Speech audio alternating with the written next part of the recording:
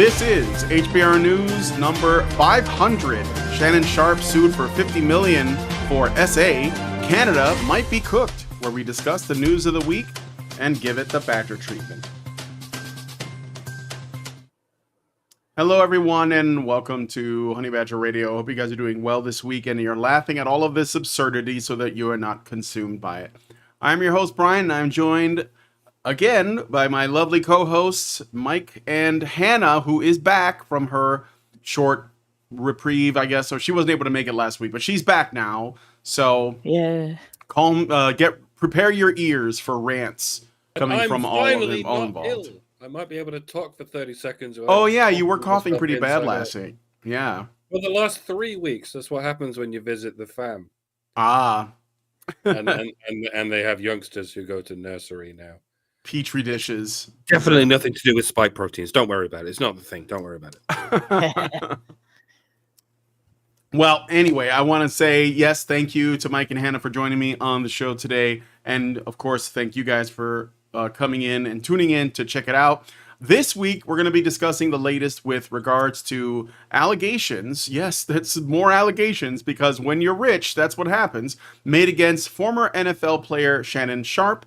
Mark Carney wins the Canadian elections, and what that may mean.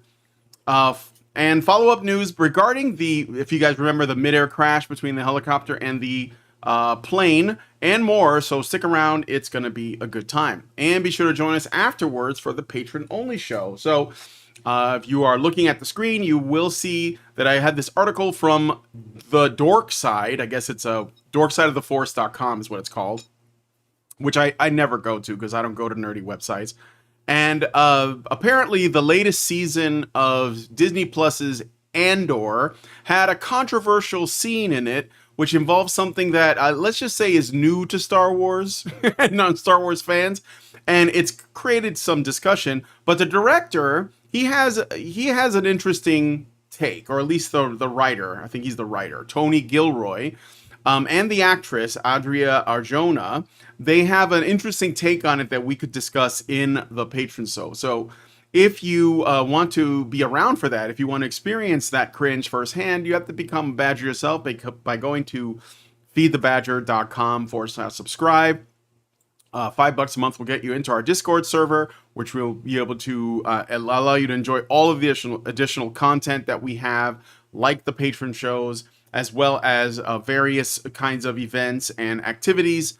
And we hope we'll see you there. And if you would give it higher levels, you can actually participate in the conversation. You can talk directly to us, tell us that we're pieces of shit or awesome or whatever it is that's on your mind. And if you don't want to wake up one morning to find that all of our content has been yeeted from the internet, then go to badgerfeed.com. That's badgerfeed.com or honeybadgerradio.com. That is where our content lives. All right. So with all that out of the way, we're going to go ahead and get into today's story, starting with Shannon Sharpe. So Shannon Sharpe, a former NFL player and current ESPN host, faces serious allegations of sexual assault, as reported in recent news from April of 2025. A woman identified as Jane Doe, i.e. a woman who remains anonymous, filed a $50 million civil lawsuit against Sharpe, accusing him of sexually assaulting her on multiple occasions, beginning in 2010 when she was 19 and continuing over a nearly 2-year relationship that started in 2023. The lawsuit alleges that Sharpe used his fame to manipulate, control, subjugate, and violate women, with specific claims of non-consensual oral penetration and anal rape, despite her protests. Additionally, another woman, Michelle Evans, has come forward with similar claims of assault in 2010, also accusing Sharpe of defamation in her complaint. Leaked evidence, including a phone call recording where Sharpe allegedly threatened Jane Doe, and sexually explicit texts, scary, in the time of social media, suggesting a consensual relationship, has further fueled the controversy, dividing public opinion. Sharpe has vehemently denied the allegations, labeling the lawsuit a shakedown in a video on Instagram and threatening to sue Jane Doe's lawyer, Tony Busby, for defamation. His attorney, Mitchell Schuster, dismissed the claims as ridiculous, suggesting they are opportunistic attempts to exploit Sharpe's fame. However, Sharpe's response has drawn criticism. Fans mocked his initial statement, a screenshot of a text message, as unprofessional and dumb. The controversy is compounded by Sharpe's past, which includes a 2024 incident where he accidentally live streamed an intimate encounter on Instagram, which he later apologized for, claiming it was unintentional. As the legal battle unfolds, the allegations have significantly impacted Sharpe's public image, with fans split on his guilt and the media closely following the developments. So, how old is this? Was this woman supposed? Was she an adult when this allegedly 19. happened? Yeah, 19. So she was an adult, and this happened allegedly again. This happened in the United States, right? Like he's an American. Yeah, he was an American football player. Yeah. Okay, so it occurred under the system created in the United States by feminists to help women get out of abusive relationships. That being that every 5 feet now there's I know that's an exaggeration, but there is a organization for women to get women out of abusive relationships. And if you're in a relationship with somebody and they're raping you over and over again, that constitutes abuse, I would think. And I would leave if that was happening to me. If it was a situation where I felt like I was being actually assaulted and my no was not being listened to, I would get the fuck out of there. So unless there is some solid, irrefutable evidence of him blackmailing her with something, using something that falls under the legal definition of coercion to keep her from doing that and getting one of those organizations involved, which those have been around. They were created, they started to be created in 1984. And in 1994, they were gendered by the law that Biden passed, the Violence Against Women Act that he wrote. So there's never been an excuse after that for women to stay in a situation like this. Right? There's never been an excuse after that for women to be like, well, yeah, he rapes me every week, but I can't leave because I don't have a way out. Yeah, you do. There's an organization in your community or at least in your county, and there is a 24-hour hotline, and there has been for about 40 years a 24-hour hotline, and for about 30 years there's been organizations in pretty much every county in the country to assist you through the court process, right, through the extraction process, getting you out of your house. The police are on your side, getting you out of that relationship. There is literally no excuse for this. So I don't believe that a woman was in a long-term or even a short-term relationship with a guy and stayed to let him do this over and over again unless she can provide some, like I said, solid, irrefutable, some paperwork, some kind of anything, even just a claim that, this was going on and he used it to blackmail me. And I'm not talking about, well, I'm going to stop paying your bills, because that's not blackmail. You're an adult. You can get a job. You can pay your own bills. So something more along the lines, I can destroy your family member. I know this crime you committed. I know this thing you did. I'm going to use this thing against you to destroy all your relationships. I'm going to, use my connections to engage in some form of violence against you that I can get away with. Something like that. It's got to be something like that. Because otherwise, she had all the power she needed to get out. So I it's not that I don't have sympathy for her feeling like she was in a bad relationship, but to label it rape is bullshit. Especially now, after the fact, and file a lawsuit, that's bullshit. And when something like that happens, you go get help right away. You don't wait and then file a lawsuit. Yeah. Well, yeah, I think that it looks like a shakedown. It smells Oh, like a yeah. shakedown for sure. Because again, we're bringing up allegations from like how far back? 2010, as far back as 20. So that's what, 15 years ago. And the way that the media is reporting on it too is a bit suspicious because it's being like, it's first of all, it's a civil suit. It's not a criminal suit.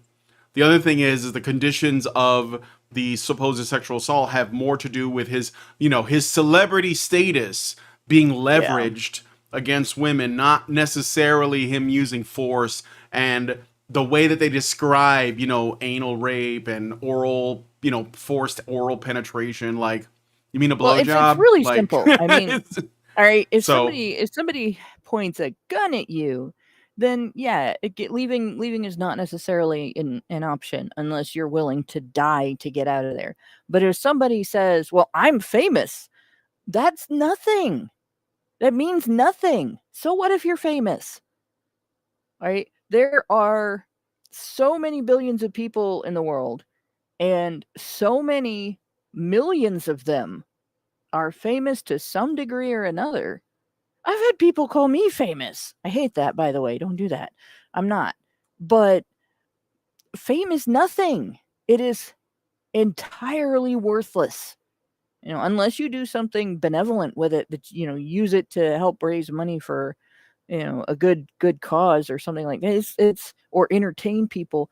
There's nothing to it. You have nothing if you have fame. It's like having internet points.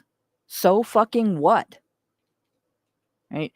It's the same thing as girls that say, "Oh, I dated him because he was the popular guy and he was abusive, and I stayed in that situation for 2 years because I couldn't get out because he was popular." What does that have to do with anything? You can walk away. It doesn't matter.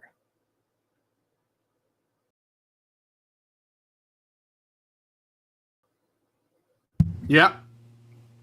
Yep. Sorry, I was looking something up. Every Yeah. guy in a So. situation needs to sue. Every single one Mhm. needs to sue. This happens every time this happens. There needs to be a defamation lawsuit. Every time. Yeah. No, for sure. And I think he may pursue action, but this is just like the way it's just an easy way to make some money. Yeah. So Actually, the more capable a guy is economically of pursuing action, the more he really should, just for the sake of other guys who can't do it, do a Johnny Depp. Like, don't just consider your own situation. There are literally thousands of guys going through shit like this that have no recourse. yep. Mike, did you want to add anything to this, or is it just another I Me didn't have, Tooing? I didn't have anything for this. I was saying today trying to write notes for today's show, and I got distracted by the gorilla thing. I don't know anything about that. Oh, the 100 men could take a gorilla. Yeah, and I just have to wonder: could 100 women take a gorilla? Now, No. don't take that wrong. Don't take that wrong. I was gonna say, I know a 'cause woman. I mean, there are women on the take- internet that could take 100 gorillas. I mean, fame is not going to help a gorilla either. Oh my God. No. Well, I mean, look what it did for Harambe. Yeah. Yeah. So Anyway, so Nah, yeah, I do have some rants for stories 2, 3, and 4, so I'm not going to. All right. I All got right. nothing for this one. Sorry. Well, no, it's okay. It's like just another in a long line of like, Me Too's and stuff. So, but yeah, if you guys know about Shannon Sharpe, I know he has a podcast and he had on, and I do wonder about this. So this is just like not tied to the usual stuff that we talk about. But I believe that Shannon Sharpe has a podcast and he has several celebrities on. And one of them, the infamous podcast with Cat Williams, where Cat Williams notoriously dropped all kinds of like crazy information about the business, about Hollywood, about the comedy business, about a lot of the black entertainers, all that, and how, I mean, all of the memes and all of the video clips of Cat Williams going off about, you know, in 2025, all lies will be exposed, like he was saying that kind of stuff. That was on Shannon Sharpe's podcast. He was the host. So, and he was like giving this guy a platform, and then these allegations come out, and I mean, the timing isn't like right on there. Shady. But it's, you know, it's in it, because if you want to silence somebody, one thing that we know happens, like after somebody blows a whistle, right? And why does this always happen? Or after, like in the case of Bill Cosby, where he started talking about discipline, and he was about to do a new show where he was going to try to like put, you know, make something for the black population that was positive and encouraging. He saw there were problems where things were going. Of course, you know, he was a big advocate for that stuff before that, when he was doing, you know, the Fat Albert show and all kinds of stuff, you know, the Cosby Show, etc. And he walked away from that for a while for whatever reason. I guess he thought, I'll just retire, everything's cool. And then he saw things were getting bad. He was like, I think I'm going to go back out there and try to like salvage, you know, like try to change things. And then allegations came out, and you know, it ruined him. It just ruined him because he was old. He retired because he was old, and he came back. But he came back because things were bad. Yes, and then they threw the allegations. He did what men did. Yeah. I just had a Mandela moment where I thought he died in prison. He didn't. No, he did not die in prison. No, he's alive. Goodness. I don't think he's in prison now. There's an appeal process going on. So the thing is, he might get off and like be free. He won his appeal. Yeah, I believe so. But the thing is, he is now persona non grata. It doesn't matter. Like and now, he's still being harassed. Yeah, it's already in the public consciousness to be like, oh, that guy, the guy who, you know, roofied women. Like, this is like, people default to that so hard. I know it's bull, but they default to it really hard, to the point where if you said, actually, no, I don't think that's how it went, they will get upset with you. Like, they'll get mad because they want that to be the reality. When I think it's so the Shannon Sharpe thing, I think it is. I think it is very suspicious with him. I think women partied with him and used drugs and had sex with him, and then came back later and was like, I was roofied. Like, you're not being roofied if you put it in your own mouth. Yeah, for sure. Yeah. No, obviously. That's not how it goes. No. That's not how it works. Yeah, the only thing he confessed to was having drugs with women. Like, that doesn't mean he forced it on them. That means that they went over there to get high and fuck. That's what it means. Yep. At the very least, to get high. So, like that, but this is not the way we're supposed to take it. So, the Shannon Sharpe thing is a little bit sketchy because, again, it was only after that all these allegations came out, and it really, just like the Cosby thing, just like the Harvey Weinstein thing, however you feel about that, his reputation is going to be irreversibly damaged by this. And he's just going to have had a couple of victories in court too. Yeah, he has. They are hitting him with everything, including the kitchen sink. But again, like, unless the people involved, what the heck? What the heck was that? Oh, that was my phone. I have my ringtone. Okay, so I work with intellectually disabled adults. Yeah, and sometimes they get upset if your phone rings and stuff like that. So you have something cartoony as my ringtone, and they like that. So yeah, I like it too. Nice. It makes me laugh every time my phone goes off. Yeah, no, it is funny. But anyway, So the Shannon Sharpe thing. You were talking about Harvey Weinstein getting his charges. Yeah, Harvey Weinstein. Like, there have been some. That was funny. Somebody said, I thought that it was a funky teapot. No, it's cartoon noises.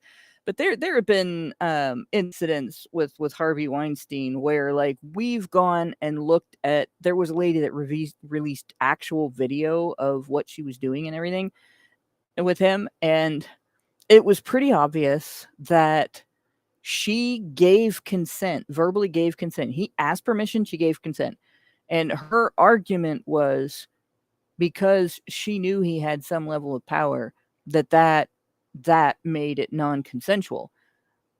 In that, and she went in there to get that evidence, by the way. But in that circumstance, you're not powerless.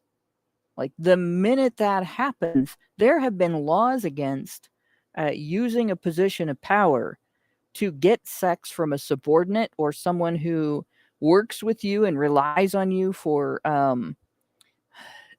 income because of the way they work with you and everything. There've been laws about that for decades. Yeah, like it's been longer than I've been alive, in fact.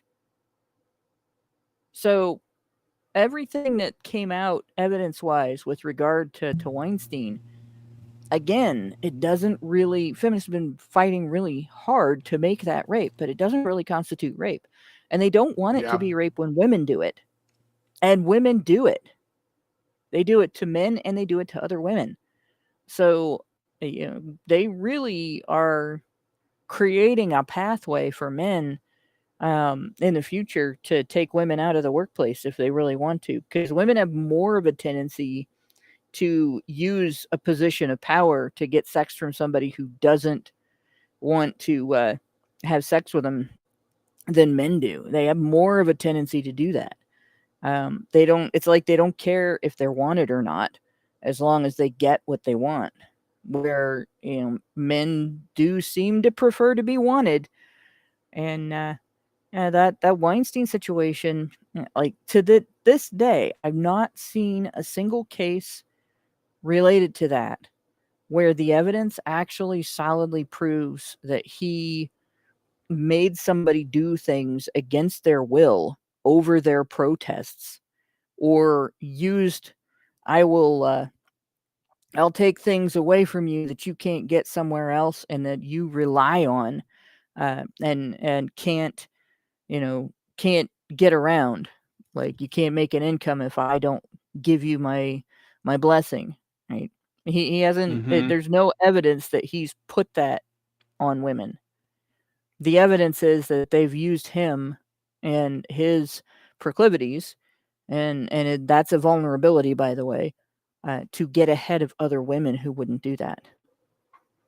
Yeah, fair enough. All right. Well, anyway, let us know what you guys think about the Shannon Sharpe story in the comments. I'll put it back up here so you guys are reminded. And I look forward to seeing your thoughts in the comment section. All right, let's move on to the next story. So, here, let me show you this picture. All right. So I had this article from the Tuzara Post published on February 2nd. So it's a little bit older, which sort of does a follow-up on the mysterious circumstances surrounding the death of U.S. Army Captain Rebecca Lobach. Pictured here, 28-year-old Blackhawk helicopter pilot killed in a midair collision with a PSA American Airlines passenger jet on January 29, 2025, near Reagan National Airport, which resulted in 67 deaths, the deadliest U.S. aviation incident in nearly 25 years. Lobach, who had over 450 hours of flying experience and recently served as a military social aide, she recently served as a military social aide at the Biden White House and had her entire social media presence scrubbed by the U.S. Army and her family within 3 days of the crash, before her name was publicly released on February 1st, 2025. The article raises questions about what the Army might have been hiding, noting the unusual delay in identifying Lobach and the rapid erasure of her online footprint, which included her LinkedIn profile and other accounts. This piece also highlighted the political context of the incident. So if you guys remember, when this happened, Trump blamed diversity initiatives for undermining air safety, fueling right-wing rumors about Lobach's role in the crash. Despite her family describing her as graceful as she was fierce, the article suggests potential cover-ups, pointing to the Army's history of managing public perception in high-profile incidents. It mentions conflicting preliminary data about the altitudes of the aircraft involved, with investigations ongoing, and includes a photo of Lobach at the White House press room in 2023, which I think I have here. Let me see if I can find it. Just so you know that she was, in fact, part of or involved with the Biden administration, which might suggest something as well. Anyway, credited to Samantha Brown. The author, Joe Tizara, MD, questions the transparency of the Army's actions, framing the scrub social media as a possible attempt to control the narrative around Lobach's involvement in the catastrophic event. And there was something else too, but go ahead and respond to it, and I'll dig up the other thing. Yeah, go no, ahead. when the government, and indeed the government-controlled media, conceals the identity of a criminal or a criminally negligent person, we should go ahead and assume by default that it's a black lesbian Muslim, right? It's usually one or the other or the other. It's never all three, but it's always one of them. So until we open the box whenever we can, we're just going to have to assume that every one of these unsolved cases happened at the hands of a black lesbian Muslim. Sorry, I don't make the rules. I'm just following my own orders. But no, yeah, this case is another conundrum. We can barbecue over the cremated remains of Hanlon's razor. This looks on the surface and most of the way down like a clear-cut case of incompetence. It's pretty obvious that this woman was not employed for her competence, but because she does not have a penis and never has had a penis and has no interest in penises. It's very important in the field of aviation. You don't want your concentration getting distracted by any preoccupation with penises or finding yourself oh my god, my penis co-pilot is trying to mansplain something to me. Listen here, you little shit. I didn't get where I am today by listening to some penis having penis man with a penis in his. Will you shut up about some Ting Wong and we too low? I don't even know where that bang ding ow everybody's dead. So yeah, it doesn't just come down to incompetence. It doesn't even come down to incompetence. It comes down to active and applied hatred against men and male competence. See, the purpose of a system is what it does. Although, to be honest, when you think about it, flying a helicopter into a speeding plane is not a trivial operation. It requires remarkable precision. You've got to align X, Y, and Z coordinates. You've got to fly at exactly the right speed. It's like threading a needle. You could try it 100 times and miss every time, while some bitches in your earpiece going, "Where did you learn to fly?" over and over again. Which begs the question, was this done on purpose? Was it done with enough malice to completely override any incompetence? Was this a kamikaze mission? I mean, well, all DEI is essentially a kamikaze program on the part of the employers. Sure, it's how do we tank our company as quickly as possible.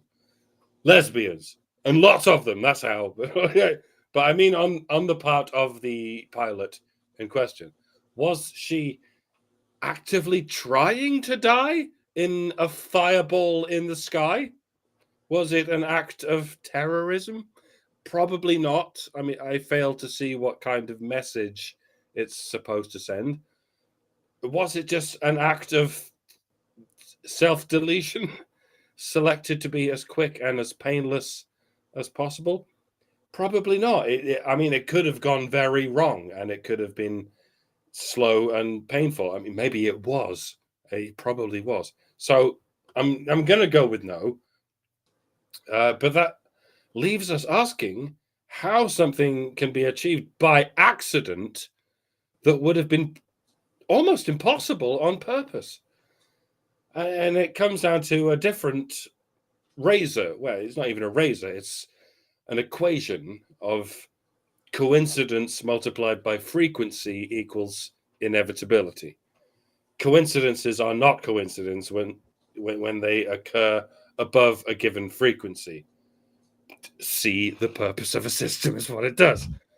At any given moment, right, there are thousands of aircraft in the skies, tens of thousands if you include all the helicopters and light aircraft and whatnot, especially above major cities, especially in the vicinity of airports.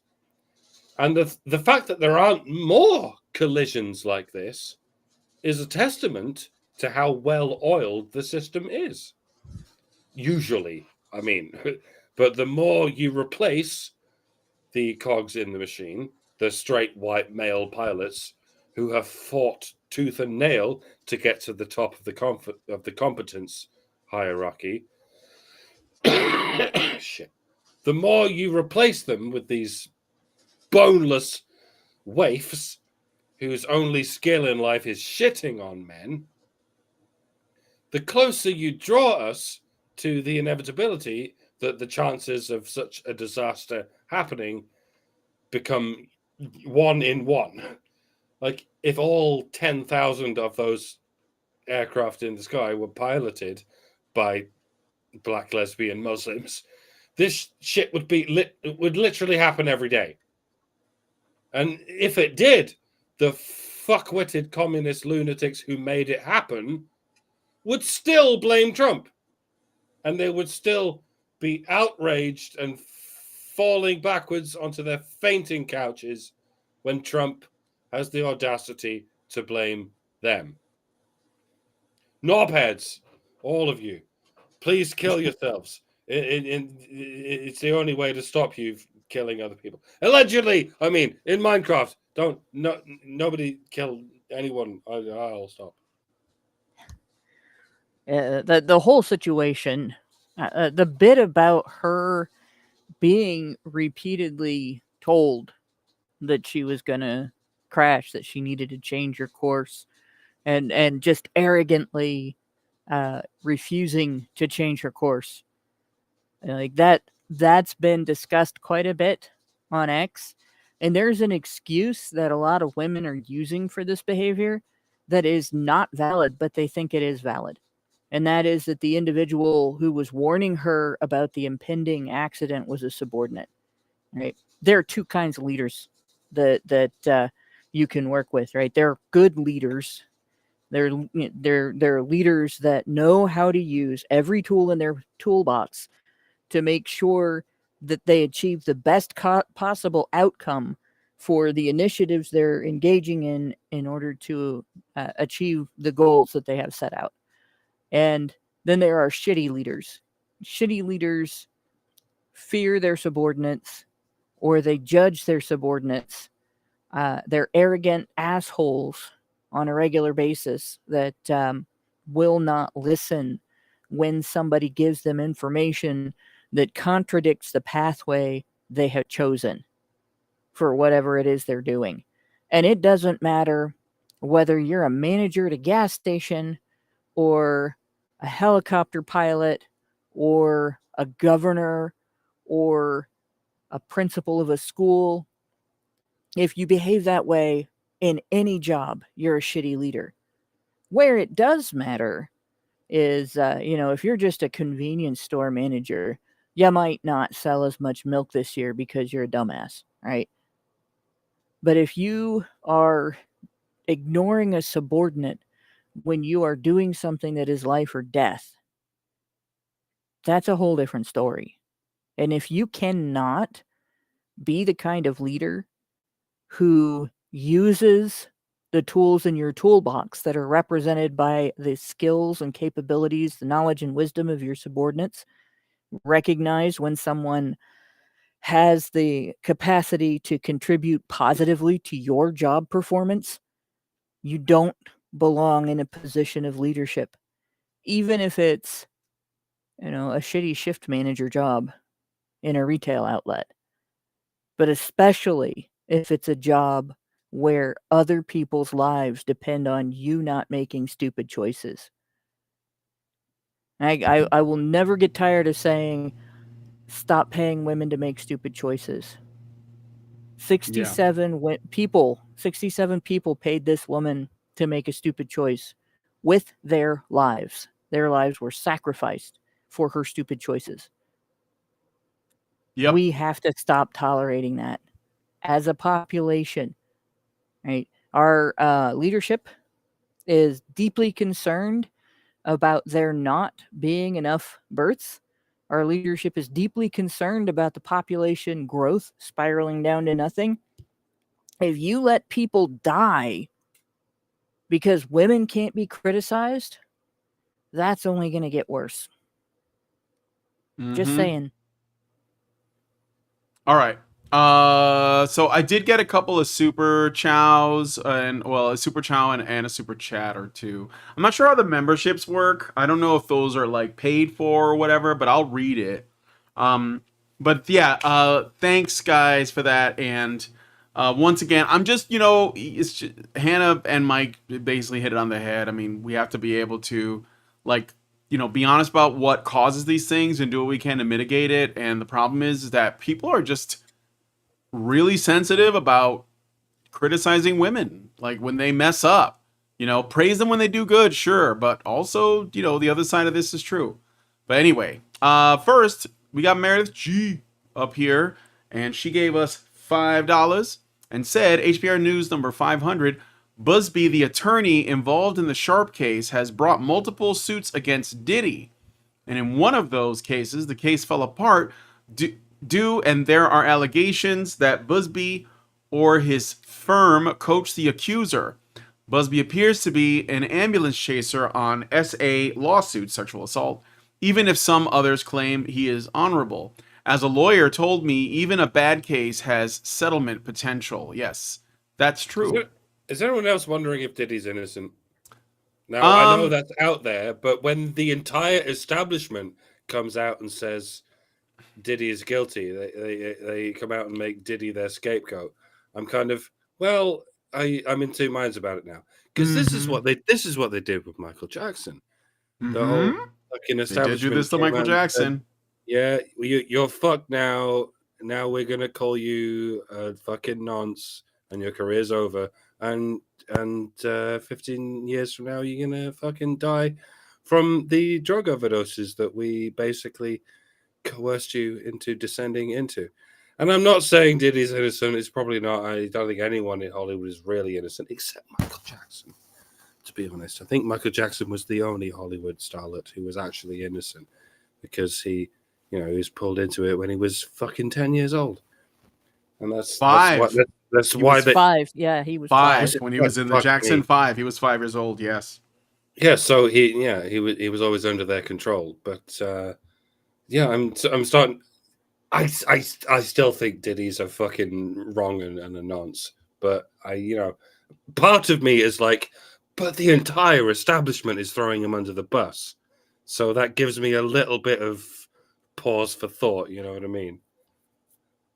It does make you wonder. It does. It does make you wonder. And when it comes down to it, you really can't trust anything that you see in the media. Well, I'm sure that I'm not sure if any of the things that we've seen reported have any truth behind them at all, right? But I am sure that if he is guilty, the only person that's going to go down for the involved crimes is going to be him, unless that's exactly how they're doing Trump it. administration gets involved and changes the way things go, and makes disclosure mandatory in terms of who was involved, because this is basically what they've done with Epstein, what the previous administrations have done with Epstein. And this is what's going to be done with anybody who, if we are to believe what the media has said about them, was running an operation to blackmail. This is basically what's been reported, right? Was running an operation to blackmail the worst of perverts and nut jobs among the wealthy, famous, and powerful, who wanted things that you can't normally get and things that are illegal, that they would get in trouble for having and needed to be able to do it behind closed doors. Mm-hmm. Like this kind of thing. This is the kind of thing that you see in in anime. Like I can't think of the one with uh, the fetish club where the photographer accidentally gets in there and then his camera blows things up after that. Never heard of that. Speed grapher.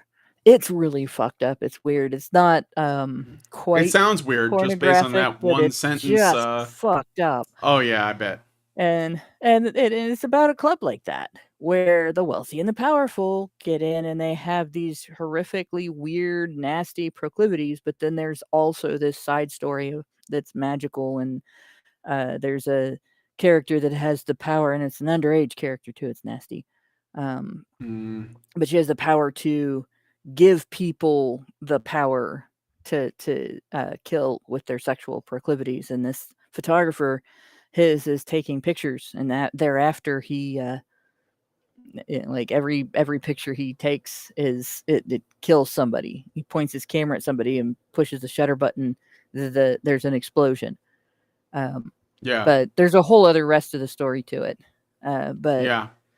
it really is like the kind of thing that this looks like. These news stories look like to me. Like you watch fiction, or you run across fiction that's like that, and you think, oh, this is unrealistic. This is out of this world. This kind of thing couldn't survive, in the legal environment that exists today. These people would get caught and they would get busted and they would get prosecuted, and then you find out about Diddy parties and Epstein Island, and you have to wonder what else there is.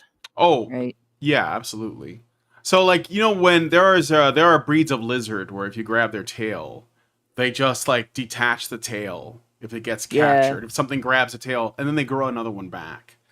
Eventually. And what I think they do in what's happening with this, just real quick on this, the Diddy thing is, I'm sure he's guilty of some things, but they're probably going to attach as much to him as possible. And just like the lizard that just abandons its tail, they're just going to abandon him. In fact, if you go on to, you can usually tell they're doing this because if you just go on like any like streaming service and you just look, you're just like, I have an Amazon Fire Stick. I don't have a Netflix. I don't have an Apple TV. The only thing I have is Amazon Prime. And that's only because I have an Amazon account and it just kind of comes with it because I use Audible and, Lindsay buys things on Amazon. And, but if you just open up a Fire Stick, there's just tons and tons of like expose movies and documentary shows about Diddy. Like, oh, the Diddy tapes. Oh, the secrets behind Diddy. So the entire media apparatus is going to like co-sign on this because they have no choice now, right? So what I think they're going to do is they're going to treat it like this is this one guy as a lone actor, maybe he has a few friends or confidants, and this is all happening in this one self-contained thing, and that's essentially them cutting off their own tail so that the machine can keep going, and that's just like a casualty, right, to keep it alive. And I think that this is what they, that's not related to the Michael Jackson thing, but because Michael Jackson, what happened to him was he was actually fighting the music production companies. Specifically, I think it was, I don't remember which one. It might have been Sony. Yeah. And because he was trying to get, I remember when he was trying to get the rights to the Beatles music. If you guys remember this, I remember this going on. And part of it was because he was friends with Paul McCartney, but also, he was going to buy the Beatles music and he wanted to essentially free the record studios, or at least like the production of music from the studios. And he talked at length about it's essentially like organized crime. And of course it is. It makes perfect sense. Like the music business is organized crime. There's a lot of that involved, as well as Hollywood. There's a great book that I'm going to be reading soon called Hollywood Babylon that goes into that, and it gets into pretty dark territory. So Michael Jackson was an obstacle that needed to be removed. I think that the people who tend to do well just lay low and they don't really like Prince, for example. He didn't like rock the boat, but he was pretty good about staying out of that kind of thing. And I think that P. Diddy, like so many others, did get wrapped up in it, but is probably more of a tool than like a mover and a shaker, you know, like Well, you know. here's what you So got. Here's what you got to get about this. All right, if he was just the sexual convenience store manager, all right, of an illegal convenience store of fucked up sexual proclivities, which is what it sounds like. Like he was just the guy that maybe didn't even procure things for people, just provided the environment. You can come in here and get what you want, and people who are bringing in what you want will bring it here. Like if he was that guy and he's going down now, the reason isn't because the establishment wants to put a stop to what he was doing. We know yeah. that. Right? The reason isn't because they're protecting any victims, right? The reason isn't because they're doing they're going after big targets or anything like that, and the reason isn't because of anything that he did to piss anybody off.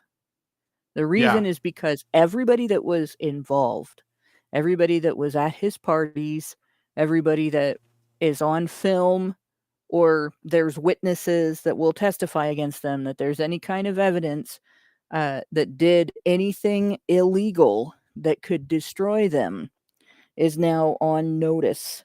Right? Well, guess what? We can destroy you now. So you better toe Yeah, the line. exactly. That And the this reason is. that this stuff, the reason the Epstein thing happened, the reason that the Diddy thing happened, the reason that the Weinstein thing happened, because I guarantee you Harvey Weinstein was in a similar situation where there are shitloads of people that are sweating bullets Yeah. as to whether or not they're going to go down with this guy. And probably the Cosby thing too, right? Yep. The reason all of these things happen is so that the establishment can put the people involved on notice, toe the political line. The reason it's happening now is because during the last 20 years online, people have gotten more and more politically savvy and more politically active. And the Overton window is no longer under the control of the mainstream establishment media, the education system, and the entertainment media. So you now have a situation where if there are people with fame that have large platforms that go against the establishment, right? They provide, aid to the enemy. They provide comfort to the enemy of the establishment, and they can't have them doing that. They need a unified front. So Absolutely. that's probably all this is about. They don't care. There is no level of evil that these people could have committed that the establishment gives a rat's ass about. Yep. Right? The Yep. only thing they care about is if they take one person that was involved that the most people are connected to and they punish that person, that gives them leverage against all of the people that they're trying to control. That's all it is. So we may never, I don't know what the FBI actually has on Epstein. But we may I never know that they're find out. sabotaging the Yeah. current administration's efforts to make it public. We may never actually see anything from the FBI. Yeah. Somebody Maybe. may go to jail for making it impossible for us to get that information, but I will be shocked if that information ever becomes public. And we probably won't ever see the Diddy list either. Yeah. And that information, again, somebody's probably going to make it impossible for that information to be made public. But the thing that Well. you should be paying attention to really is, what connections you can figure out, and who the people are that are involved in not sharing the information with the public and not prosecuting anybody but the scapegoat. That's who you really need to pay attention to, because those are the people that are they're using this to pull strings, and they're, regardless of how evil what these people did is, they're 1,000 times scarier. And the Yeah. other thing is, if you really want to push for a list and a group of people to be exposed, the biggest, most important, not biggest as in the largest number of people on it, but of greatest significance and most important list that we should be clamoring for is, you remember that a couple of years ago we heard about that slush fund that Congress had for when people who worked in the congressional building or with Congress or were staff of anything involved with Congress made sexual misconduct conduct allegations, this slush fund would pay them off and shut them up. Yeah. That's the list that we should be clamoring for. Who are the elected officials who paid somebody off instead of confronting a sexual misconduct allegation and proving it false? Yep. Because Well, that's people that are corrupt. Yeah. Well, let us know what you guys think about this one. I still have more super chats now, actually. But that was the one from Meredith G. Thank you, Meredith. And then Zeranx with a membership. I think I'll read the comment, but thank you for the membership, Zeranx. He says, $50 million? Who'd he kidnap? Chelsea Clinton? Which is a quote from Rush Hour. I know the quote. So thank you. That was Chris Tucker, who I think is like kind of messed up now. But anyway. Albatross gives us $5 and says, man or woman, if you're the kind of person who doesn't like taking orders, why join the military Air Force in the first place? Yeah, she was in the Army. Good point. Yeah, well, obviously a really good point. I understand that she was placed there, and part of it had to do with her status as a lesbian woman. I guess they wanted to make that. Remember that ad for the military that was like animated with, being raised by two moms? It was a girl in the military. I think they were trying to make that real so that they could use it as like, oh, look at this, So, but yeah. It's it's a good question. It's a good point, and I think that one of the first things you should probably learn when you go into the military is how to take orders. Like, it's probably the first thing that you learn. So anyway, you again, should learn that in elementary school. You should learn that before you go into the military, sure, but that's true. In fact, you should learn that before you go to school. Yes. All right, but anyway, let us know what you guys think about this one in the comments. I got to move on. So here we go. Canada is cooked. So in the recent Canadian federal election held on April 21st, 2025, resulted in a significant shift, with the Liberals securing 45% of the vote and the Conservatives 37%, according to Nanos Research polls. This outcome marked a rare binary election, with the two major parties collectively capturing over 80% of the vote, sidelining third parties like the NDP, Bloc Québécois, Greens, and People's Party. So, like, normally, Canada's got, like, a bunch of parties. They're generally still, like, I think all parties are just split along, like, two different hemispheres, if that. Sometimes there's not really a difference. And there is no quantification, don't you worry, that sort of thing ever happens. Yeah, because no one reports on it like they do in countries where there's any dispute whatsoever. Okay, so anyway, the Liberals, led by Justin Trudeau, emerged, though the exact seat distribution isn't specified. The fallout has been marked by heightened political tension, exacerbated by President Donald Trump's supposed influence, which a lot of Canadians seem to think he had an effect on the election somehow, whose tariffs and provocative stance on Canada as a potential 51st state have been blamed for traumatizing the nation and shaping voter sentiment. This external pressure, alongside domestic economic concerns, contributed to a polarized electorate, as noted by former Prime Minister Jean Chrétien. I'm not going to try to pronounce that French shit. Chrétien, I guess, who described the election as having an existential quality. Theories on the result point to several factors. First, Trump's aggressive policies, including tariffs threatening Canada's economic security, likely galvanized voters around the Liberals, who were perceived as better equipped to handle international relations, suggested by Sharon's comments. Second, the election's binary nature, a departure from Canada's typical minority government outcomes, may reflect voter desire for stability amid uncertainty, with polls showing a clear preference for the Liberals over the Conservatives. Additionally, misinformation and foreign influence concerns, supposedly highlighted by Justice Marie Josue Hogue, I guess, inquiry may have influenced voter perceptions, though specific impacts aren't detailed. The combination of external pressures, economic fears, and a polarized political landscape likely drove Canadians to favor the Liberals, seeking a unified response to global challenges. And I'd like to add to that. So now we have this guy. Carney is the new Prime Minister of Canada, and he is worse than Trudeau, if that's possible, but he is. He is a straight up globalist. We covered this on a previous show. He has a lot of sketchy connections with China and the Chinese Communist Party. That aside, but he's like he's part of the World Economic Forum. He goes to all their things, just like Trudeau used to do.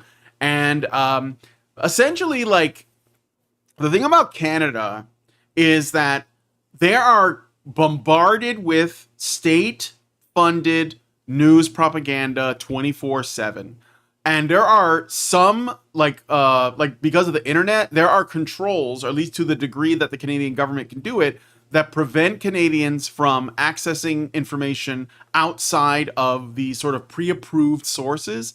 And so they were essentially fear-mongered into voting for this party, because they use this Trump's jokes about the 51st state as a weapon to fearmonger the population into voting for the Liberals. And the problem with Canadian Conservative Party, and I put that in quotes, is that they're not really different. They don't really stand on business, and they didn't really do the work. Pierre Poilievre got lazy and complacent and felt entitled to the position, thought that it was guaranteed to him because he went viral a couple of times, did not do the work. He was invited on several American podcasts like Theo Vaughn and Patrick Bet-David, Joe Rogan, did not go. Okay, I think he like sat down with Jordan Peterson once, and that was the extent of it. And even that conversation was treating his position as prime minister as a foregone conclusion when it was still months before the election happened. So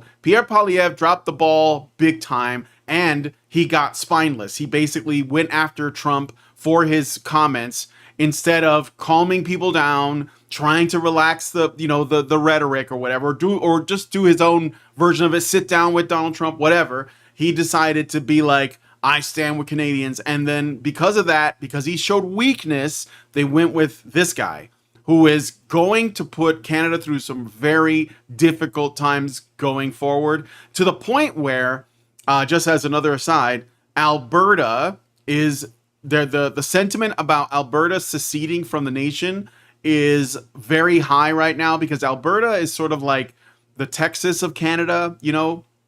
They're also the sort of energy center of Canada as well. Like, it's where all the oil is and the other things, fossil fuels. And so what Alberta historically gets boned by the eastern parts. The way that Canada's government set up is really fucked up. Like, basically, they have these things called equity payments or equality payments, where different provinces at the end of like a fiscal year or whatever, like a fiscal period of time, they have to redistribute wealth between provinces. So what that means is the provinces that make the most money lose the most money, and the ones that do the least in that get the most, because they equalize the payments across the board. So people who live in like, Ottawa or Quebec, who don't do shit, or at least don't produce as much, they get more of the money from the equity payments. And Alberta always ends up paying out the most because it's where all the oil is at. So they're I would have a lot more sympathy for Alberta had they not done to us what they did to us 10 years ago, almost exactly 10 years ago. That's being told that Alberta is totally different from the rest of Canada, but not in our experience. Yeah, Gotta say. you got to remember what happened there, right? We were winning, and then a Supreme Court judge came to observe the case, and then all of a sudden, the judge made a ruling that cited no law and made no sense.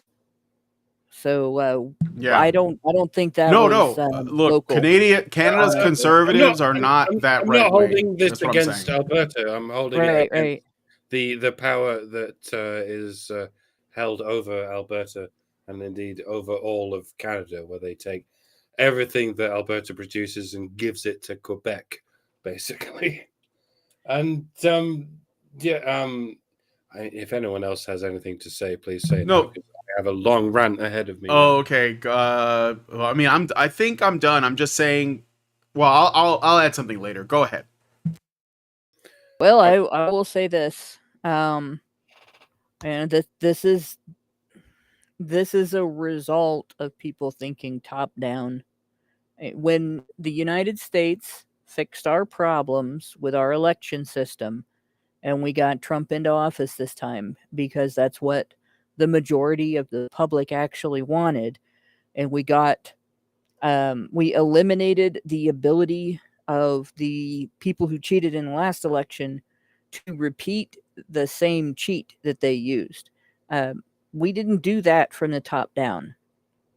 That was done in counties and states, and sometimes even in municipalities, by changing local ordinances and state laws regarding the security of the vote system, so that some of the stuff I saw on online where people were putting up videos of like people taking home boxes of unmarked ballots and stuff from the centers where people were voting and everything. We pretty much made it so that was not something that could happen again. And lo and behold, that year, that one election showed up as an anomaly in our history, and we've gone back to the baseline. That's what you have to do. If you're going to fix things in Canada, you cannot expect your federal government to do it. You have the same sort of parliamentary system that came from English common law that we have. It's got some differences, but how voting is handled locally is going to determine whether or not the people of the country decide who becomes your national leader. There is no other way to deal with that. That's the first thing. Second thing is Alberta seceding is going to be really challenging for Alberta if Canada decides to say, no, you can't do that, and refuse to let them leave, because there's only a narrow little part of the state that borders up against the United States, and the rest of the state is it's surrounded on three sides, like 3.5 sides, you could say, by other Canadian provinces. So what you end up with then is its borders are vulnerable almost all the way around to invasion by Canadian military if it were to secede. And of course, there's Canadian military within that may follow federal orders. So unless Alberta somehow made a deal to become part of the United States and let the United States military come in and defend the area, which would make it look like we were giving Canada the middle finger, which would be kind of funny. That's not going to happen. The idea of Alberta seceding from the Canadian nation is highly unlikely. It'd be interesting to watch if that happened, and it certainly wouldn't be a bad thing for the United States to acquire it, but I don't think anybody should hold their breath. I really don't. But the men of Canada, that's the thing that you need to do if you feel like the election did not go your way, is start taking every measure you can and supporting every measure you can to fix the local statutes and the local procedures for how elections are handled in your country. And that's the only thing that you can do to stave off another election like this if you're not happy with the results. Mike? So, do people seriously think this electoral result is because of Trump? Like, if Trump hadn't shit talked Justin Trudeau, Mike, I gotta tell you, yes, but here's the thing: the people who overwhelmingly were affected by the media in Canada to vote for the Liberals were the boomers. So That's that what I I'm mean, gonna- and I'm I gonna don't get like into to pick on boomers normally, But the That's- boomers did this for That's sure. exactly what I'm going to get into. Like if Trump hadn't shit talked Justin Trudeau a couple of times, the Liberals wouldn't have taken their 4th victory in a row. Bearing in mind Trump wasn't in power during the last win or the one in 2015 that changed everything.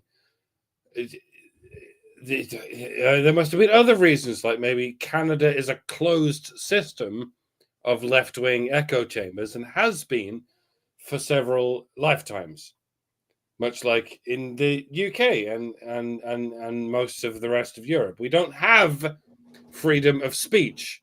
As such, the flow of information has been monopolized by the most ruthless ideology willing to lie and censor their way to the top, namely the far left. And people are still finding ways to blame anything but the far left for the tyranny of the far left. But people are pointing to a poll. They're pointing at a graph about a poll indicating that the Conservatives were winning until January this year. And then it sort of pincered into a switch. Bitch, it's Canada.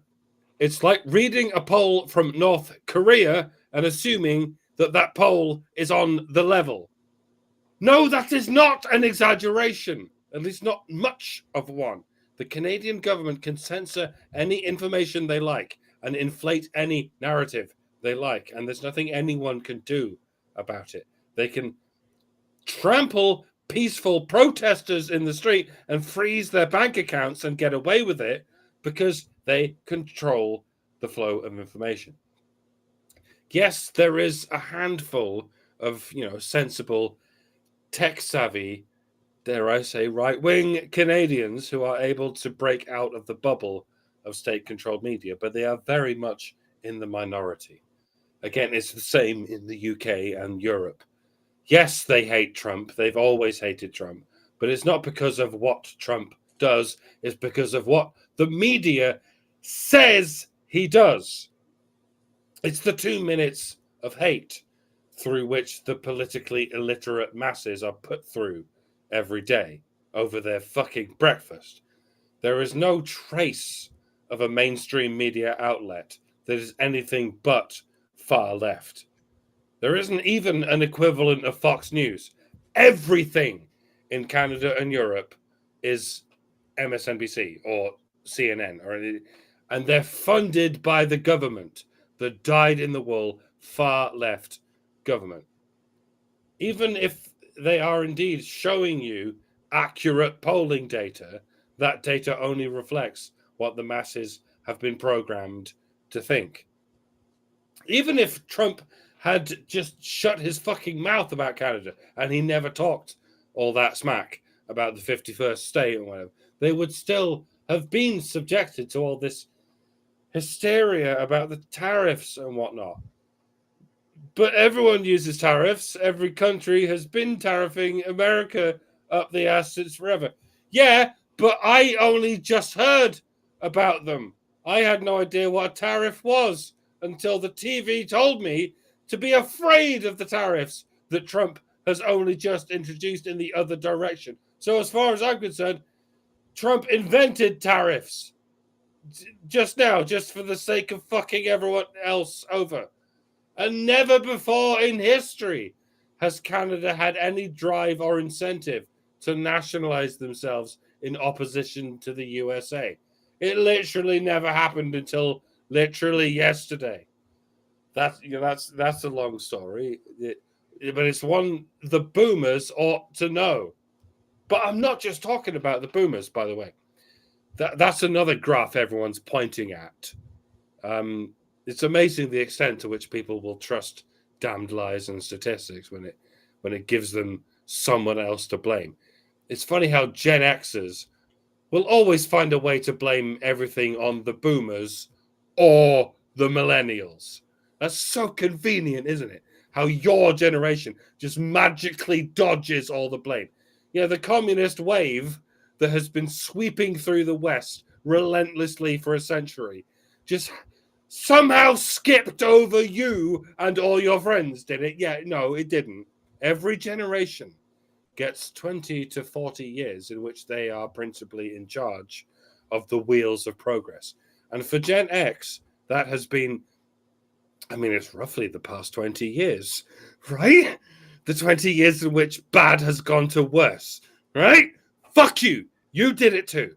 I get to say this because I'm on the cusp of Gen X and Millennial. I bear the sins of both generations and the glory of both generations. And at the same time, I reject all of the above. Because this isn't about generations or the arbitrary identities we give those generations. Oikophobic, misandric communism has been dissolving its way through our civilization for a century at the very least, a decade at a time, a year at a time, a day at a time. And if we're going to blame it on our parents and or our children, then good fucking Lord, man, the demons have already won. Our guilt, our blame, our blood, our fault. I've been far too sympathetic. I am not innocent. You are not innocent. No one is innocent. When I do the Tool lyrics, you know I'm finished. There you go. When you really think about it, in the United States, Gen X can claim to have been politically uninvolved, but there's a problem with that too. And I'll go back to Armstrong Park with this. I always talk about this, right? We as kids, when I was growing up in my neighborhood, had a very rough and tumble attitude toward childhood, and our parents had a very rough and tumble attitude toward raising us, and so we were unsupervised a lot, and there was a lot of fighting. Right, we had a group of kids at the park that decided to pretend they were a gang, and they beat up the other kids, and they would hang around and look cool, by the swing set, or they would hang around and look cool by the monkey bars.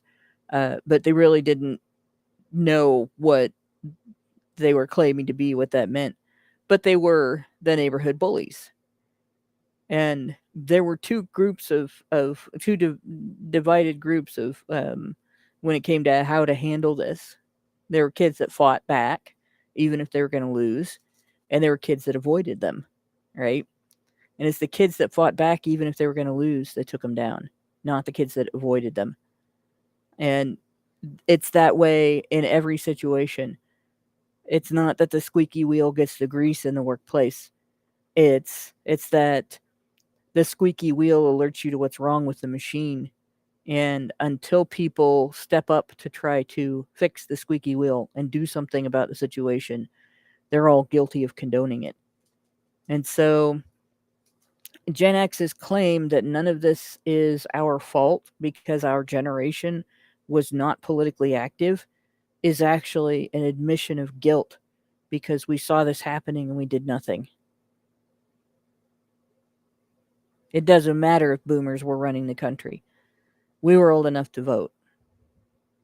We were old enough to write letters. We were old enough to march. We were old enough to call. We were old enough to create our own news media back in the day when you could actually do that with paper media and be successful. And there weren't very many of us that did any of those things. So Mike's right. And Gen X can stop blaming everybody else and become a force of nature, or stop complaining because it's your fault. It's everyone's fault. And it's everyone's responsibility to fix it. Yep. Grab a shovel. All right. Well, I guess we will see. But apparently, like I said, Alberta is considering leaving the union. Americans have made pitches. Say we will take you as long as it's just you. But I'd yeah, I love to mean, see it happen, but I'm not Canada's holding in my for breath. a very tough while. And the thing is too, according to the data I saw, the reason one of the reasons why the boomers outvote, or at least that age group outvoted, was because there's more of them. So apparently there are more Oh yeah, people of that generation voting, or there are just more people of that generation than the younger generations it's where their in name came from, Canada. right? Yeah. Because they were the largest generation. There Yeah. was a huge boom of babies. There was a huge number of babies born after the war. So yeah, Yeah, and look, I like I said, I'm not blaming them myself. I've often made the defense that simply blaming a generation for your problems is not the solution. I'm saying that when you look at what the reasons for that might be, like my mother-in-law is basically a boomer. She's like right on the cusp of that and Generation X, I guess. And she gets all of her information from TV. And so like it's not, I'm not blaming them for just following the, operating on the information that they are given based on their resources. They're not as savvy with the tech that younger generations are. I mean, even Gen X is guilty of that. um what, because a lot of people Gen X don't do a lot of stuff online. I think that's like more the domain, I guess, of the millennials and especially the Zoomers, of which the Zoomers, especially Zoomer men, young men, voted overwhelmingly against that in Canada. It's just that there are not enough of them. They just weren't, and Canada is more of a direct democracy. So basically, once Toronto and like Ottawa or one of the other big cities, once those larger, higher population provinces vote, the election is over. Like it doesn't, like Alberta just has a smaller population. They can't, they don't really have any influence. Even Karen, I was looking at Karen's Twitter, and she posted about that.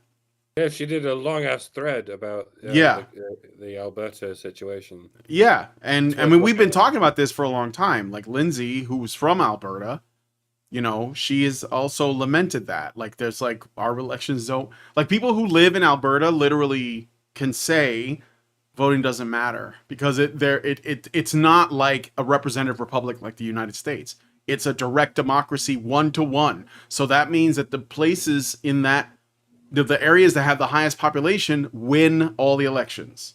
So that's the party that wins, right? And as long as you have like essentially provinces that are suckling at the teat of other provinces for resources, guess who's going to vote to suckle more of the teat? So I mean, and that's yep, how it shakes out. So and that's what Carney is promising. He's basically like calling it, and he's not calling it a tax, but they're going to be spending like I don't know, tens of billions or maybe even 100 billion or some crazy amount. Um, when he could have just made a deal with Trump and probably got it done for like maybe a couple billion. And yeah, and of course, again, Canadians are generally like controlled by their media, except for the younger people who know how to use the internet and know how to get their information somewhere else. So again, I'm not saying this is the boomers' fault because boomers. I'm saying that this is something that will affect. It's not even a fault thing. The people who are operating with bad information and the mistaken assumption that they can trust their government and trust their media. And if that's all they've ever known, like imagine going into China and telling people that they're dumb for following Xi Jinping. They wouldn't know. They don't even have the language tools to understand what you're saying because they live in China, and to them that's the world. The people who live in North Korea believe that Kim Jong Un can fly and like kill with a glare or something. They think he's like a supernatural being, right? Because that's what the media tells them. So I think, and I know that's an exaggeration, but I'm saying that you know I don't hold it against them. I just think it's going to be bad because there's going to be more suffering. But there is one other thing about Canadianness I think that I've talked about a couple times, and I've talked to Lindsay about a lot. that Canadians think that they're fighting the man by essentially like siding with Carney. They're being used by this guy, okay? And what the illusion is, we're better than Americans because we're Canadians. And that's Canadian identity, is that we're nicer people. Even Pierre Poilievre fell into the trap of, well, I'm not like Trump because he's mean. I'm going to be nice. And this is going to kill them.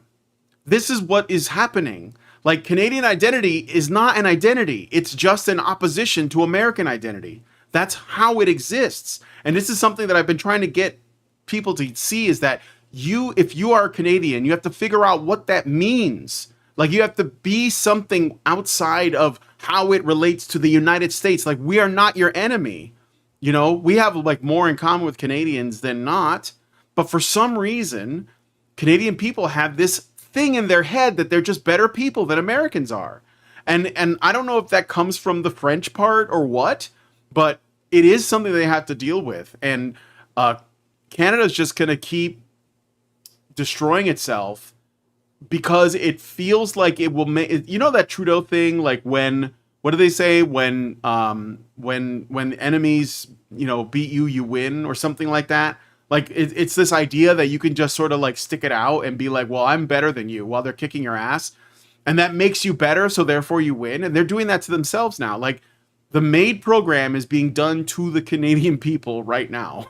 Like, it's crazy. And I just want Canadians to know that, you know, you got to figure out what it means to be Canadian and have that identity, and don't be ashamed of it, because that's what Americans are figuring out just now. We almost lost that. And this guy, he's a globalist. He's going to want to erase your identity, just like Europe, just like the UK, just like every other part of the world, except for the truly sovereign nations, or at least the ones that are trying to be, like El Salvador, like the United States, like Russia. Like it or hate it, it's true. They believe themselves to be sovereign, and they're going to fight for that.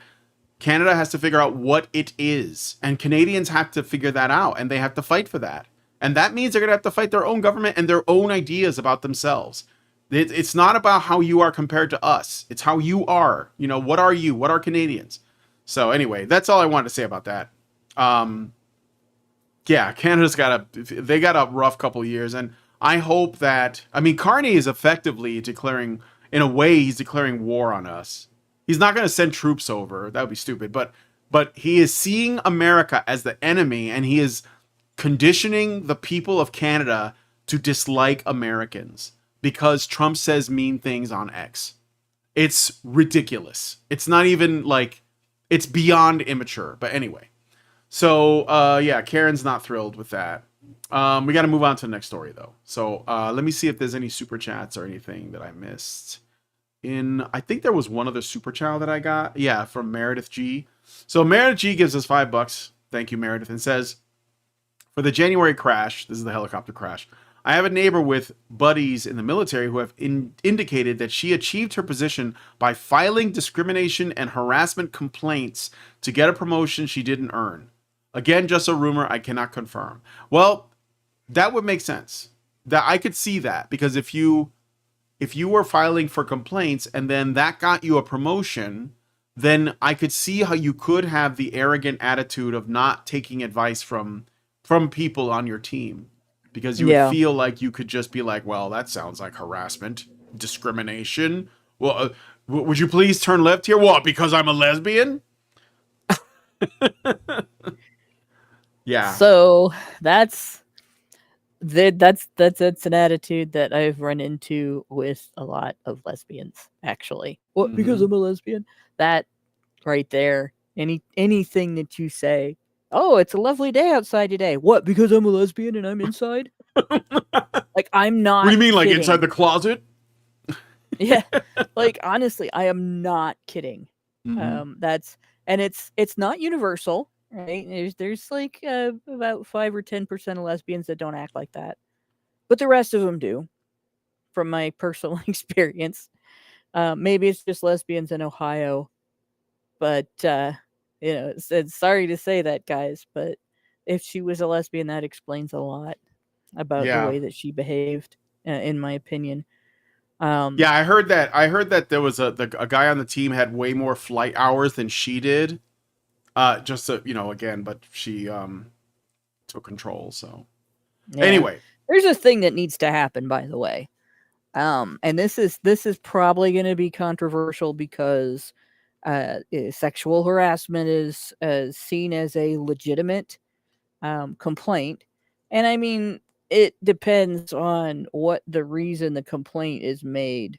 Is it happens to be like it's obviously if somebody says if you want to continue to work here, you got to do this or you got to do that sexual thing, then yeah, that's sexual harassment. Or if somebody discriminates because you're gay or straight or any other sexual identity, blah blah blah, that's sexual harassment. I'm not denying that, all right?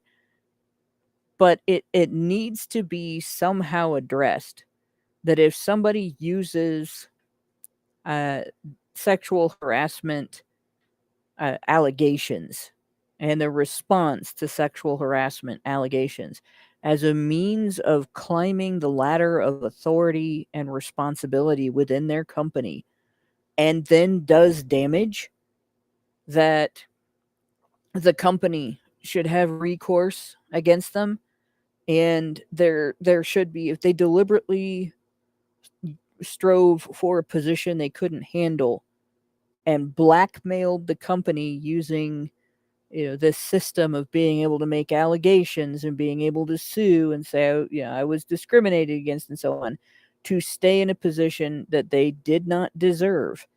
There should be a legal investigation as to whether or not evidence was available to them that should a reasonable person should have understood would demonstrate that they didn't belong in that position, that they weren't competent, and if they didn't make the reasonable decision to step back down, there should be a criminal law addressing that. yeah, Especially if there is harm to human health and human life as a result of what they did.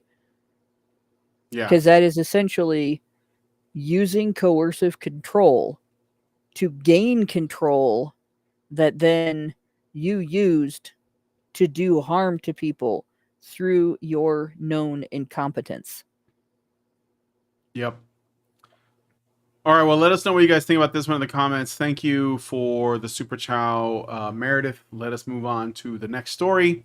So, on April 23rd, 2025, Reuters reported that militants in Indian-administered Kashmir, I had to. This is okay.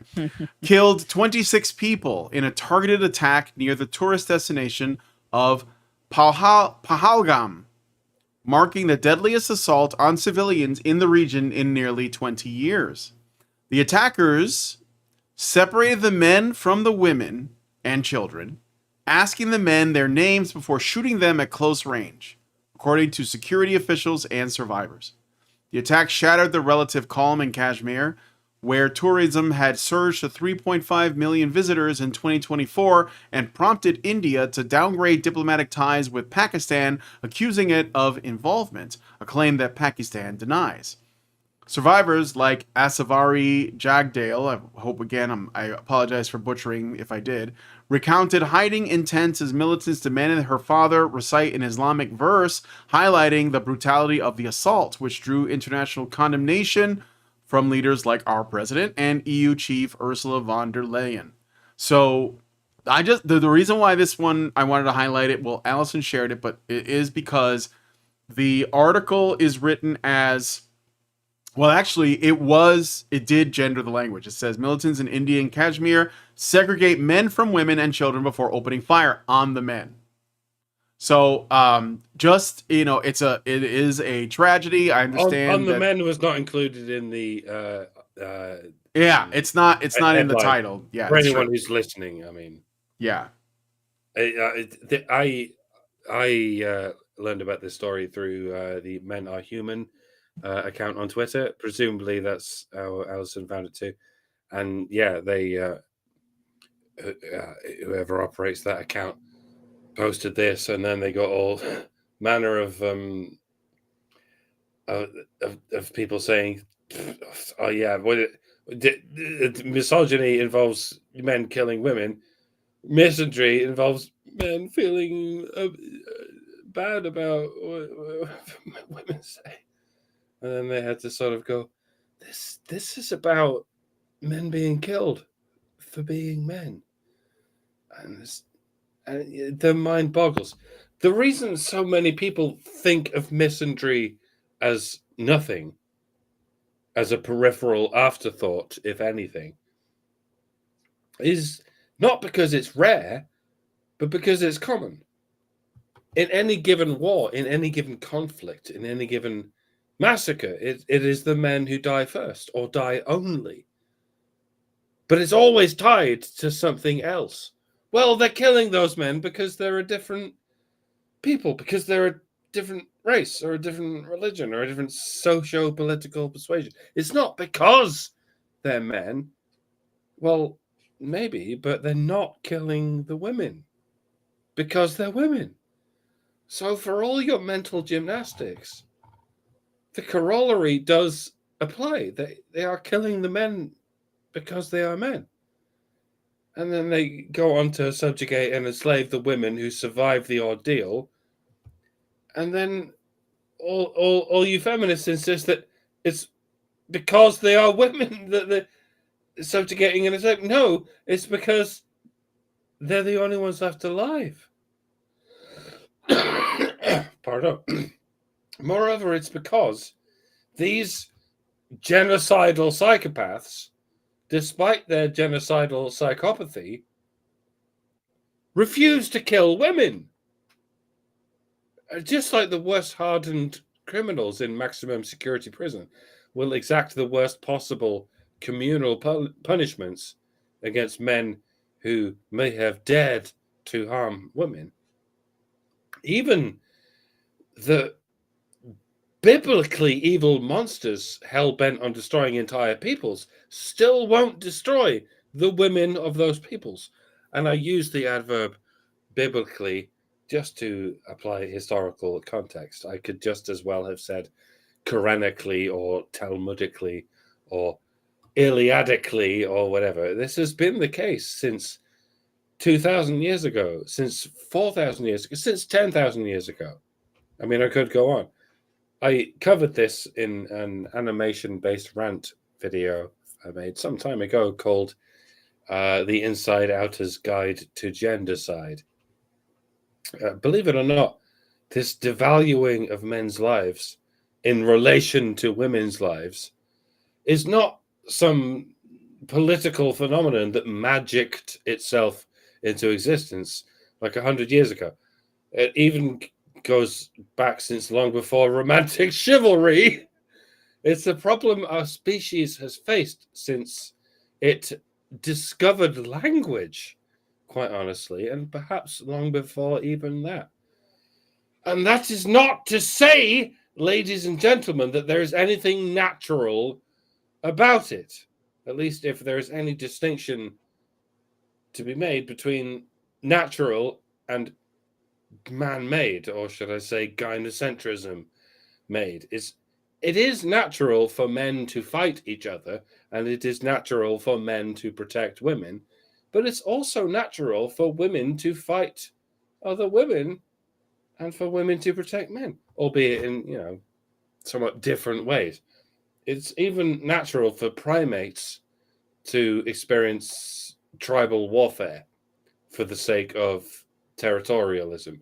But it is not natural for men to kill jaw-droppingly vast swathes of other men for purely ideological reasons. And yet it happens. Rather a fucking lot. For a very long time. Killing men because they are men. Not killing people in Kashmir because they're a slightly different persuasion of people than another persuasion of people in Kashmir. Like, it was men who came first. If we had a rule, right? If we had a rule where, you know how we don't kill women? even if they belong to a tribe we don't like. Well, if we extend that rule to men and we don't just kill men because they belong to a tribe we don't like, I think that would reduce an awful lot of killing. I think that would reduce an awful lot of war in the first place. What if we took that compassion we have for women and we extend it to men? And I don't mean toxic compassion or whatever you're fucking reflexively thinking about in your head. I don't mean the bigotry of low expectations. I don't mean suicidal empathy. Like, if their culture doesn't gel with your culture, that's fine. Just find different places in which to live.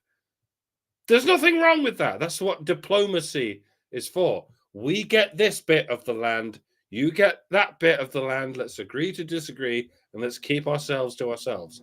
And let's not, in the event that some bitches kick up a stink, let's not mass murder a bunch of men. And let's not pretend that women are the primary victims of that mass murder of men. It's a pipe dream. I know. It's like it's not natural, right? You can't expect us to hold those kind of standards. Well, maybe not, but I'll try. Until my dying day, I'm going to try. You may say I'm a dreamer, and I don't really give a flying fuck if I am the only one. I hope someday you will join us, and the world will live as many, yet not as one. I fucking hate that song, and not just, I'm talking about Imagine, and not just because it was melodically dog water, but because of that specific lyric, the one that Loki called for a one world government. Love you, John, but you fucked up in the end. Big time. That's exactly why you got murdered by a nut job, while your useless fucking wife stood by without a scratch on her, going on to screech pointlessly into a microphone to this day. Do you see how it comes full circle, John? You, John, you were the nigger of the world. You still are. We all are. I don't know where to take it from there. Oh yeah, there's nowhere you can go from there. Goo-goo-ga-choop, and so on. I am the Eggman. All right. Hannah, did you want to say anything about this one? Most of what I would say was pretty much covered by Mike, but I just want to point out, like this is the way it always is. With one exception, one very stark and widely recognized exception. And I know there's a lot of debate as to how that exception went down, to what extent it happened, whether the reasons for it were in any way valid, and whether what was done was wrong. But most of the time, overwhelmingly, because the propaganda that is used in war is that patriarchy over there, those rapists over there, those men of that culture abuse their women. Those men of that culture neglect to control their women properly to the women's detriment, and so on. They sexualize their women. They do this to their women. They do that to their women. And you end up with this situation of it's the men of the culture that are dangerous. The men of the culture are the ones that are likely to be violent and fight back, and so on. And in so many cultures, women are not trained to fight, and they are not taught that they are responsible as much as men are for the welfare of their nation. It's men who die, men who are killed, men who are targeted, and so on. It's also partly the reason why so many women were killed during the Holocaust, because they thought that's what the Nazis would do. When it started to look like, hey, they're going to start rounding people up and killing them, they sent their men in their family out of the country first, because they thought that the women would have time, the women would be spared. And the Nazis had more of an attitude where they they thought of Jews like we think of head lice. And so they killed everything. They killed women and children and men. The men that were left behind and so on. Anybody that they couldn't enslave, they killed. And people think of it as misogynistic because the women were not spared the fate that men always have, being the primary targets of war, being the primary targets of genocide, and so on.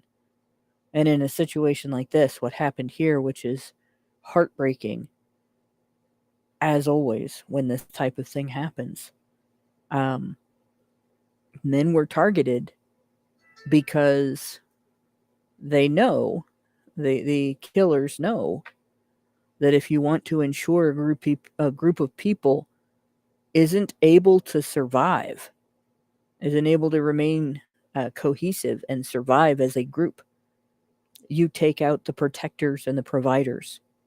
And that's what they did. There's Yep. this horrific video that's been going around on X that from this situation that has sort of this weird juxtaposition, because that was a tourist area and people were there to have fun, and it's like, nothing like this was expected in the moment. There was a guy who was on a zip line and he was just having a blast, and you could see, he was enjoying himself on the zip line. He was completely unaware of what was going on below him, and you can just hear the screaming and the gunshots over the sound of he's whooping and hollering because he's going pretty fast on this zip line. He's happy, and I can't imagine, going back later and looking at that video from his perspective. If he'd been on the ground, he would have been targeted, or he would have been one of the perpetrators. Like, Mhm. I couldn't tell from the video exactly. Like, there's some evidence that of which side he would have been on, but it's not from him. It's from the guy that was running the zip line, and so it's not something that I would be like, well, definitely this. But either way, that video really, if you find it, I think there's an account called Fascinating, and there's another account called Creepy that both have that up, because it's just a weird catch that this guy actually caught that going on. Mhm. Yeah, I saw that video. I wasn't sure if it was from the exact same thing because they didn't mention it was from Kashmir. And you don't see anyone getting shot in the video. Right. No, you just hear it. It just looks like the outskirts of a festival. There's a few sort of clumps of people, and you're not sure what's going on. But Yeah, one of the accounts, and I can't remember which one, but because I saw it on two accounts, one of them didn't say where it was from or when it was from exactly, and the other one did, and that it was from the recent attack at Kashmir. Now, it's also possible that they mislabeled it. So I'm not gonna make any solid claims. It must be this or it must be that, but I just can't imagine what went through that guy's head later on. Yeah, it's a sad situation, but it's what we have to report on. So, Yeah. let us know what you guys think about this one in the comments. Let me just double check, make sure I didn't miss anything here. No Rumble rants, no more super chows. Okay, let's get into the last story. Let us know what you guys think about this one in the comments. Okay, so you probably don't know who this is. This is Kimberly Ellis, director of San Francisco's Department on the Status of Women. So on April 23rd, 2025, according to The Standard, Kimberly Ellis, director of San Francisco's Department on the Status of Women, since her appointment by former Mayor London Breed, yes, that's the real name, in 2020, was ousted by the city's oversight commission following a financial probe into questionable spending. The investigation revealed significant irregularities, including an $85,000 contract awarded to Ellis's friend for behavioral coaching in 2023 and over $600,000 spent on a one-day conference in 2024. Wow. Which included lavish expenses like massages, hotels, and a fashion show, as well as a $30,000 overpayment to a no-bid contractor. The unanimous decision by the 7-member San Francisco Commission on the Status of Women to remove Ellis came after her placement on administrative leave in March of 2025 amid a city attorney review. Ellis, a former rising star in the state Democratic Party, is now suing the city over her dismissal, escalating the controversy surrounding her tenure. I don't know why they're so upset about this. Like, honestly, I'm not kidding, because if you go through all of the government agencies and departments and all of the offices that are dedicated to various women's initiatives, whether it's the offices dedicated to initiatives for abused women, the offices that are dedicated to initiatives for scholarships and grants for women, or women in business, or women in the military, or I don't know, women picking their nose and wiping it on the seat on the bus. Like any women's initiative, and there probably is something stupid like that in our government, whether it's local or federal or organizational, like a university or a NPO, nonprofit organization, any of those, the women at the top, and it is usually women at the top, they usually do this kind of thing. You'll see the organization and say it takes in $1 million for services to women and funding for women and everything. Half of that or more will go to pay its administrators and their expenses, their company expenses. And when you look into their company expenses will be things like this. And you'll see that their salaries are more than people normally get paid for that kind of job, and their work that they're doing in that job is less than people are usually expected to do in that type of job. And it's across the board, it's consistent. It would be very difficult to find an organization that claims to serve women that doesn't have these type of grifters at the top of it. Right? People call advocates for men grifters for wanting somewhat of pay for their work, right? Like normally people might get $1,000 to create a presentation, or we've shown actually on HBR Talk where people creating presentations for their government that are barely like a school kid could make them, are getting 5 and sometimes 6 figures to create those. And people will call MRAs grifters if you recoup some of your expenses for your internet use, going with business internet instead of personal internet, so that your streams don't get interrupted and stuff. And then these women do this stuff, and they've been doing it. They've been milking that cash cow at every level of government, in nonprofit organizations, within religious organizations, right? Within any organization that they can use to get your money, whether it's your tax dollars or your donations. They've been doing this for decades. They've been doing it since the 60s, the 1960s. Longer than I've been alive, longer than anybody on this show has been alive.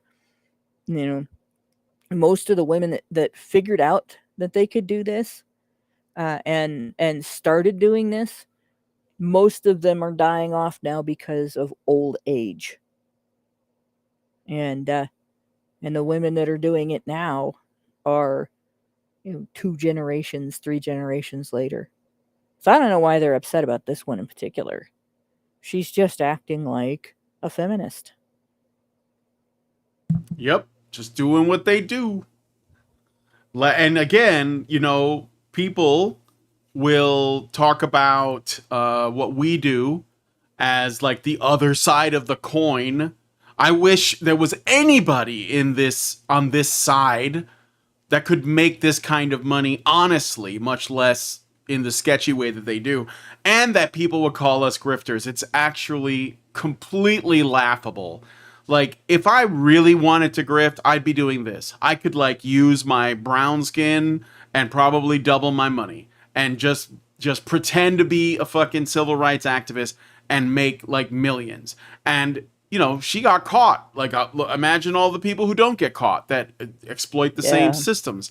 So, I mean, this is like par for the course, typical feminist behavior, typical woke projecting shill garbage, but worth highlighting because this is the thing. Like, with these people, they're not even helping the people they claim to advocate for. They're not even helping them. They're just helping themselves.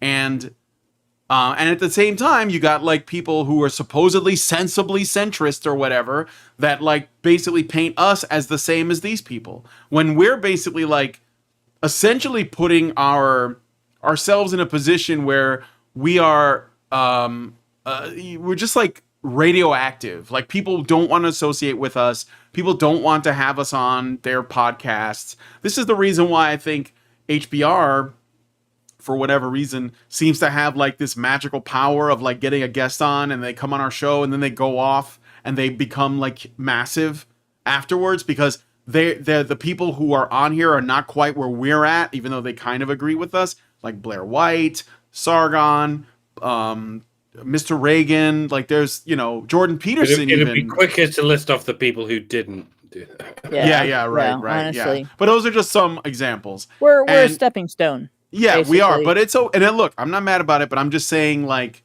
this is why what I don't like is that argument that, and when they say the manosphere, they include us in that. I'm just so you guys be clear, they'll say the manosphere or the red pill, and they're just looking at the people that they can make into the worst possible actors, but then broadening the net to include people who are trying to do good work, whether it's us or people like Warren Farrell. It doesn't matter, right? It's just about there are people engaging in containment to some degree. They just want like to hold on to the Overton window. I don't know what the logic is, but that's what it is, and we're trying to move it desperately because this kind of stuff has to stop. Like, this is a waste of money. Obviously, it's exposed, and I hope that there's more of that. But the both sides thing, it drives me up the wall. Like, it drives me up the wall more. I'd rather deal with an absolute, like, danger-haired, fire-breathing, feminist lizard person that's just calling me names at the top of her lungs than somebody who's like, well, I'm the smartest guy in the room, and I think you're both wrong. Like, those people make me crazy. Show me the coin, because I want to see.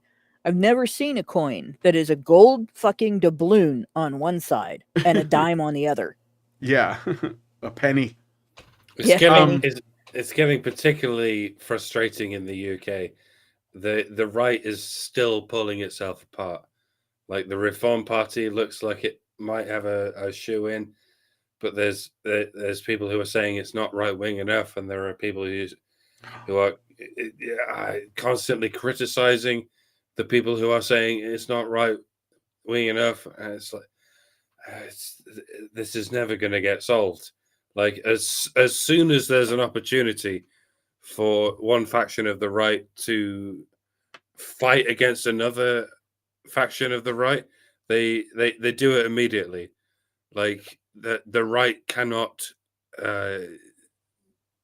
come together as one happy family in the way the left has come together as one big happy family for the last century or so. It's and I don't know. I don't know what side to come down on. I don't know whether I should be like, fuck reform, or let's get behind reform and see what happens. Like, I don't know what to do. There's no cohesion like there is in America. At least you have half of the people getting behind Trump, and half of the people who are just TDS for life. Like we don't have that here. We're still like we have the 6 different extreme left-wing parties dominating everything, and this like a quarter of the country arguing forever about how the right wing is doing everything wrong. Yeah. You need a firebrand. You need somebody that is such a big personality that people will get behind them, but they also have to have the right set of ideas It sounds that so will set free male ingenuity and men's personality as a sex, and you don't have anybody like that right now. No, we don't have anything resembling a Trump. We just have divisions all across the board, and it's not looking good. That's why I'm gonna come. So I'm gonna come visit y'all forever as soon as I can. Like you don't even need a Trump. You just need a John Wayne. We need a fucking Churchill, but we're not going to get a Churchill because we can't agree on what the fucking Churchill even means anymore. Anyway, it's been a very long show. Let's wrap it up, guys. So I did get one more Rumble rant. NovaFan21 gave us $1 and said, "Here's a crazy 4D chess idea. Have a Sudi grift where you grift money from commies, then use that to fund men's shelters. Imagine accelerating the commie purity spiral." Huh. Maybe we can write something up. That actually doesn't sound like a bad idea. All right, well, thanks, guys. We got to end the show here. I just got really terrible news that my oldest friend passed away today.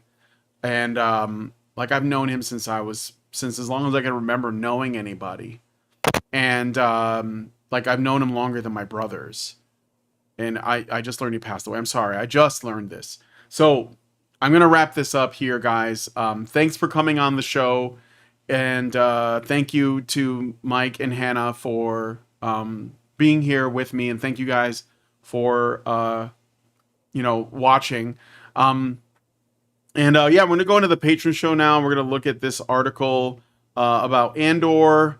And we'll talk about it in the patron show. So if you guys want to join us, go to feedthebadger.com/subscribe to become a member, and you'll be able to watch all the additional content. But in the meantime, if you guys like this video, please hit like, subscribe if you're not already subscribed, hit the bell for notifications, leave us a comment. Let us know what you guys think about what we discussed in the show today. And please, please, please share this video because sharing is caring. Thank you guys so much for coming on today's episode of HBR News, and we'll talk to you guys in the next one. We'll see you next Tuesday. Men's rights activists are machines, dude. Okay? They are literal machines. They are talking point machines. They are impossible to fucking deal with, especially if you have like a couple dudes who have good memory on top of that too. Holy shit, you're fucked.